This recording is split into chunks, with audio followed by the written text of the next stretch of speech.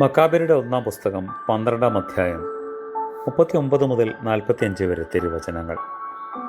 പാരക്കുമോർ. ത്രാഫിയോൻ ആസ്യാമേൽ വാഴുവാനും കിരീടമണിയുവാനും അന്ത്യോക്കസ് രാജാവിനെ പിടികൂടുവാനും ആഗ്രഹിച്ചു. യോനാഥാൻ അവനെ ഉപേക്ഷിക്കുമോ, അവനോട് യുദ്ധം ചെയ്യുമോ എന്ന് അവൻ ഭയപ്പെട്ടു. യോനാഥാനെ പിടികൂടി അയാളെ നശിപ്പിക്കുവാൻ അവൻ അവസരം പാർത്തിരുന്നു. അവൻ ബെത്യാശാനിലെത്തി. യോനാഥാൻ സജ്ജരായ 40,000 പേരോടുകൂടി യുദ്ധത്തിന് പുറപ്പെട്ടു. ബെത്യാശാനിലെത്തി. യോനാഥാൻ ഒരു വലിയ സേനയുമായിട്ടാണ് വന്നിരിക്കുന്നതെന്ന് ത്രാഫിയോൻ കണ്ടപ്പോൾ അയാളോട് എതിരിടാൻ ഭയപ്പെട്ടു. ആദരവോടെ അയാളെ സ്വീകരിച്ചു. അവൻ്റെ സുഹൃത്തുക്കളുടെ മുമ്പിൽ വെച്ച് അയാളെ പുകഴ്ത്തി സമ്മാനങ്ങൾ സമർപ്പിച്ചു. അവൻ്റെ സ്നേഹിതന്മാരോട് പറഞ്ഞ് അവരും അയാൾക്കും സൈന്യത്തിനും സമ്മാനങ്ങൾ കാഴ്ചവെച്ചു.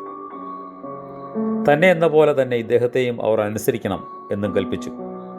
അവൻ യോനാഥാനോട്, നാം തമ്മിൽ യുദ്ധമില്ലാതിരിക്കെ ഇത്രയും ജനത്തെ കൂട്ടിക്കൊണ്ടുവന്നു എന്തിനാണ് ബുദ്ധിമുട്ടിയത്? ഇപ്പോൾ അവർ ഭവനങ്ങളിലേക്ക് പോയിക്കൊള്ളുവാൻ പിരിച്ചയച്ചാലും താങ്കളുടെ കൂടെ ഉണ്ടായിരിക്കാൻ വളരെ കുറച്ച് പേരെ തിരഞ്ഞെടുക്കുക. എന്നോടൊരുമിച്ച് ടോളമിയാസിലേക്ക് പോകാം. അത് ഞാൻ താങ്കളെ ഏൽപ്പിച്ചും തരാം. പുറമെ ശേഷമുള്ള കോട്ടകളും ശേഷിച്ച സൈന്യവും ഓരോ കാര്യങ്ങൾക്ക് നിയമിതരായവരെയും ഏൽപ്പിച്ചു തന്നിട്ട് ഞാൻ മടങ്ങിപ്പോയിക്കൊള്ളാം. എന്തെന്നാൽ ഇതിനായിട്ടത്രേ ഞാൻ വന്നത്.